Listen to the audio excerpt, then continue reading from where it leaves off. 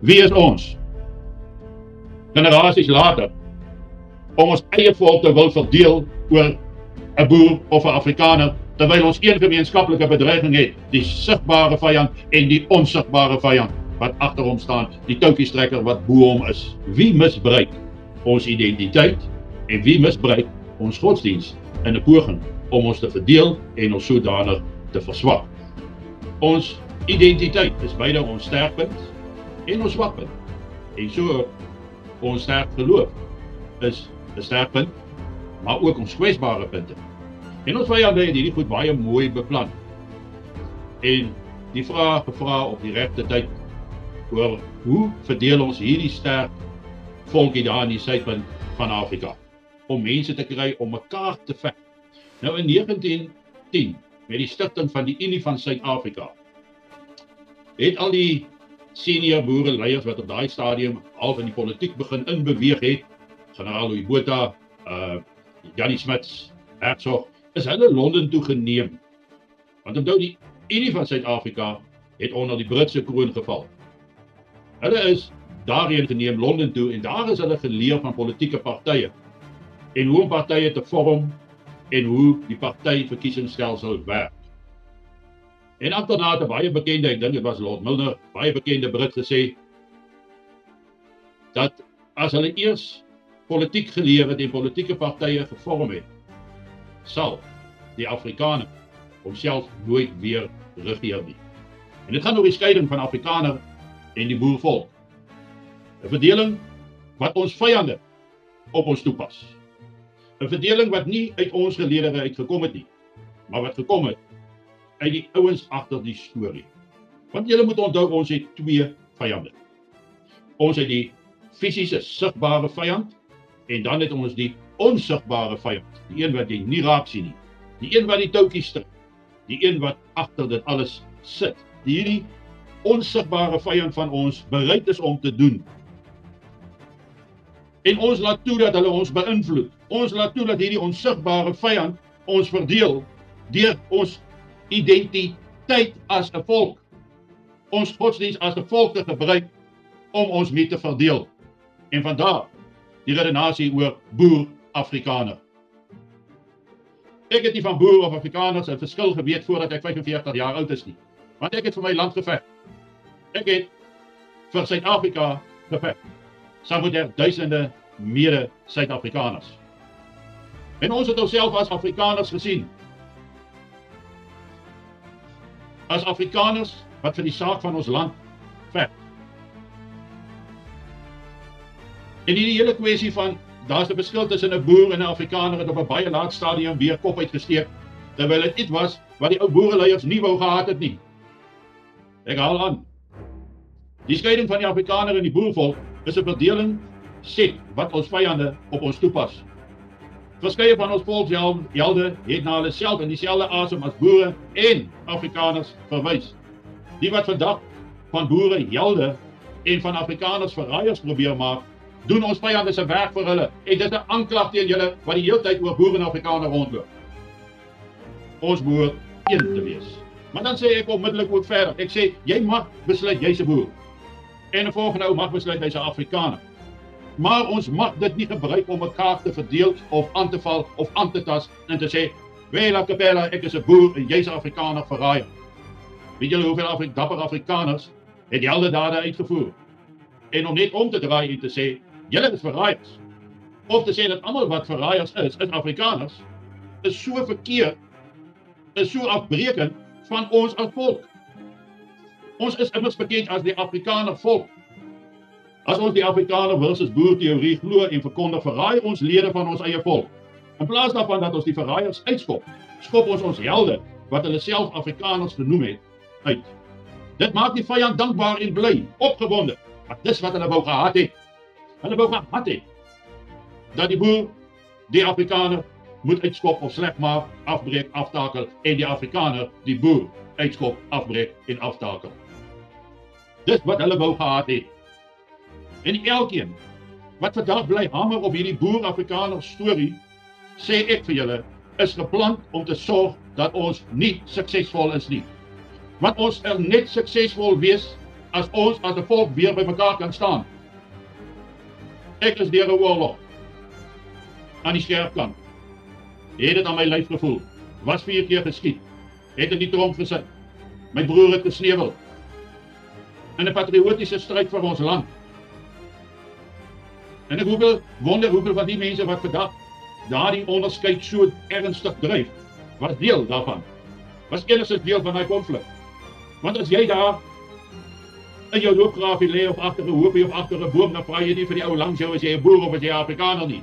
Want in ons teens het ons onsself gesien, die boere is hier om te bly. Maar ons maak ook Afrikaners in mik en been. Daai T wat jy sien met die ou boere gesig op. Die boere is hier om te bly. Dit was ons T-shirt. Maar boere en Afrikaner is as 'n eenheid gesien. Nie as 'n verdelende konsep nie, maar as 'n saamsnoerende konsep. Dat Afrikaners saamgesnoer word en wanneer ons in die loopgraaf is ons almal maar net boere. Vanuit die bloedlyne van die voortrekkers was daar die wat gekies het om in die Kaap agter te bly. En dan was daar mense wat nie 'n wa kon bekostig nie, wat nie geld gehad het vir osse nie. Hoe moes hulle trek? Hulle het nie geld gehad nie. So hulle moes doodgedwonge in die Kaap agtergebly het en dit maak nou van hulle swakkelinge, Afrikaners, want die boere het getrek, volgens sekere mense se definisies. Maar intussen doen ons presies wat hulle van ons wil hê. Vanuit hulle geleedere het baie mense na Transvaal en Vrystaat toe gekom. So was daar byvoorbeeld die boereverkenner Dani Tron, generaal Hertzog. En vanuit die Kaap later die Kaapse rebelle gekom wat so dapper geveg het. En baie van hulle is deur die Engelse tereggestel. Ons ken die sogenaamde stoel, 'n monument daar buite Graaf Reinet. Hierdie hele word deur die Afrikaner versus boer teorie verraai. In menige boerefamilies was daar getroues en verraaiers. Dink aan generaal De Wet, wat homself in sy herinneringe 'n Afrikaner noem. En tot sy groot hartseer was sy eie bloedbroer, 'n joiner, 'n verraaier gewees. Jan Smuts het homself 'n boerseun genoem. En tog was hy 'n verraaier. Boereverkenner en held, kaptein Jack Hinden, noem homself in sy herinneringe Afrikaner. Al was hy eintlik 'n Skot, wat 'n boereverkenner geword het.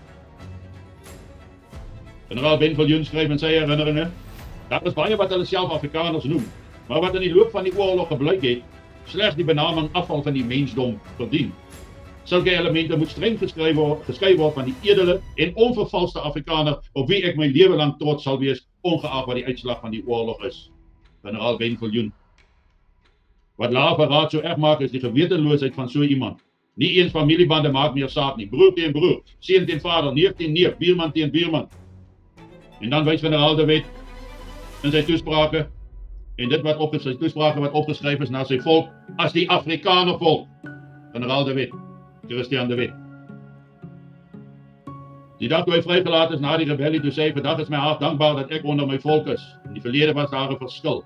Sommige van julle was teen my. Doch dit werp ons in 'n see van vergetelheid. As God dit vergewe het, en ek dit ook vergewe, tans is daar slegs een weg. Die Afrikaanse volk moet in een kraal kom. Die Here het ons volk in Suid-Afrika geplant.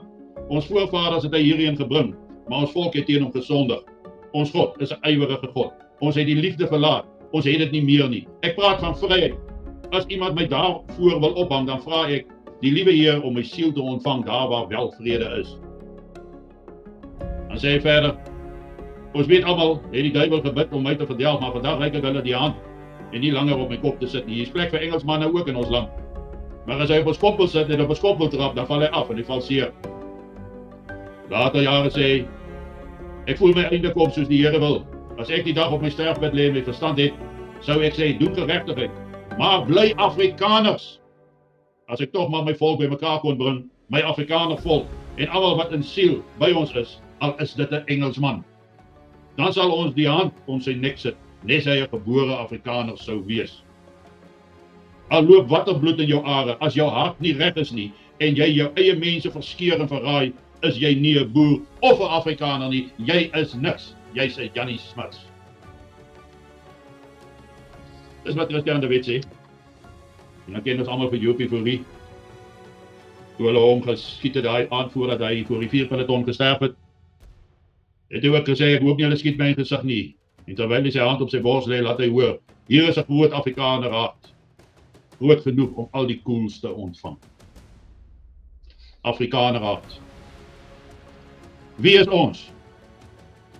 Generasies later, om ons eie volk te wil verdeel oor 'n boer of 'n Afrikaner, terwyl ons een gemeenskaplike bedreiging het, die sigbare vyand en die onsigbare vyand wat agter hom staan, die touwtjiestrekker wat bo hom is. Maar nee, ons beklei met mekaar oor twak, amper sê ek 'n lelike woord. En soos ek vroeër gesê het, jy mag 'n boer wees, jy mag 'n Afrikaner wees, maar ons mag dit nie 'n verdelende faktor maak nie.